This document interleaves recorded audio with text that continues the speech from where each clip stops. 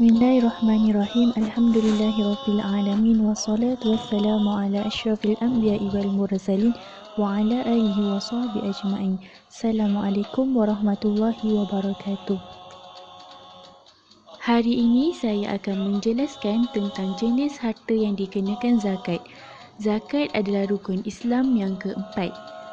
Sebelum kita pergi kepada jenis-jenis harta yang dikenakan zakat, kita masuk kepada pengertian zakat. Zakat itu apa? Dari segi bahasa, zakat merupakan kata terbitan dari kalimah zakah yang bermaksud suci dan subur, termasuklah bersih, berkat, berkembang dan baik kepada harta zakat, pembayar zakat dan penerima zakat. Manakala dari segi syarat pula adalah mengeluarkan harta tertentu dengan kadar yang tertentu mengikut syarat-syarat tertentu untuk diagihkan kepada golongan yang tertentu. Seterusnya kita masuk kepada syarat-syarat wajib zakat. Yang pertama ialah Islam dan wajib zakat bagi harta kanak-kanak dan orang gila. Yang kedua haruslah merdeka, iaitu bukan dari golongan hamba. Yang ketiga, memiliki nisab secara sempurna, iaitu kadar minimum dari harta yang wajib dikeluarkan zakat. Dan yang keempat, haruslah berlalu setahun setelah memiliki nisab kecuali bagi tanaman dan harta yang tertanam, dan harta tersebut haruslah miliknya. Seterusnya, apakah hukum seseorang itu jika tidak mengeluarkan zakat? Jika seseorang itu sengaja mengingkari kewajipannya, maka ia akan menjadi kufur menurut ijma' ulama'. Manakala jika seseorang itu bakhil atau kedekut, ia akan termasuk dari golongan orang yang fasik dan akan mendapat azab yang pedih di sisi Allah Subhanahu Wa Taala. Seterusnya, apakah hikmah disyariatkan berzakat? Yang pertama, dapat menanam rasa murah hati dan menghilangkan rasa bakhil dan kedekut dalam diri seseorang. Yang kedua, dapat menguatkan hubungan di antara umat Islam. Yang ketiga, dapat memberi jaminan kepada masyarakat Islam supaya terselamat dari kemiskinan.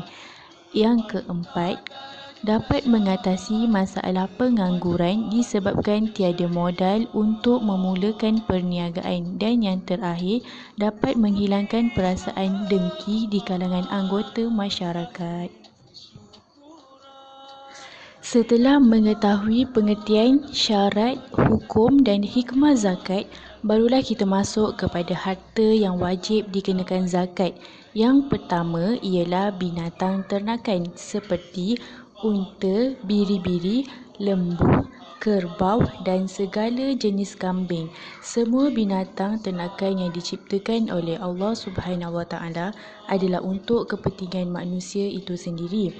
Antara kepentingannya ialah ditunggangi sebagai kenderaan, dimakan dagingnya, diminum susunya dan diambil bulu serta kulitnya. Oleh kerana itu, Allah Subhanahu Wa Taala meminta para pemilik binatang bersyukur atas nikmat yang telah dianugerahkannya kepada mereka. Maka untuk menzahirkan rasa syukur tersebut adalah dengan tuntutan berzakat. Harta yang dikenakan zakat yang kedua pula ialah emas dan perak seperti dinar dan dirham, jongkong, perhiasan pada selain badan mengikut nisbah yang telah ditetapkan.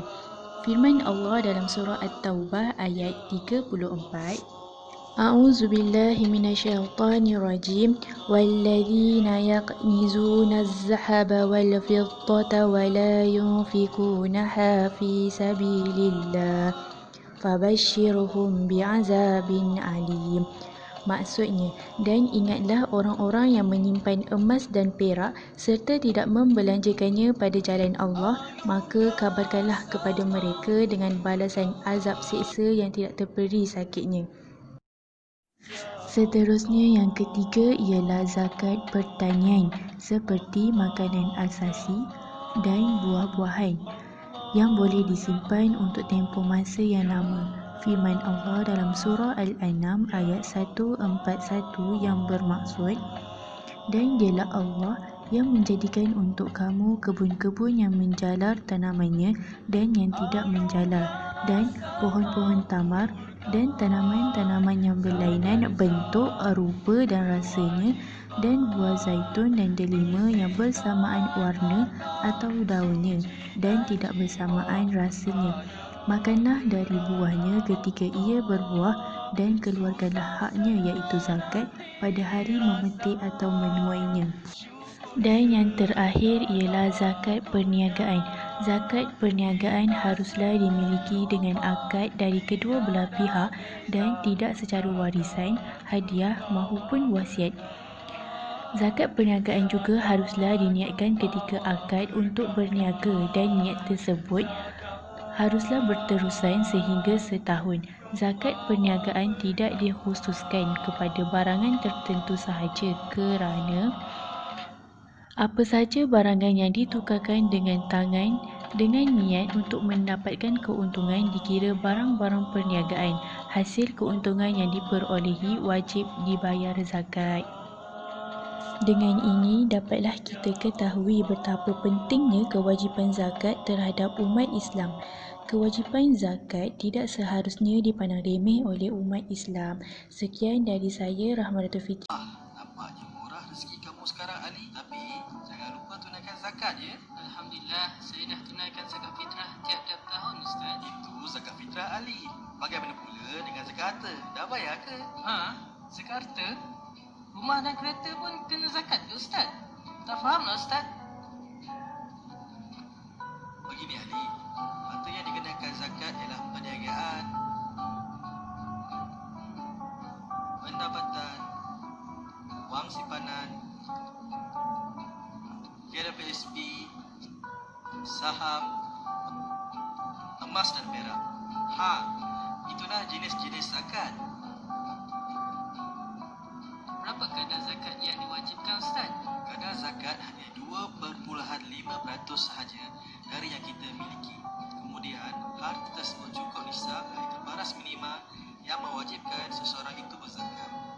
Nisab zakat harta bersemayam 85 gram emas bersama.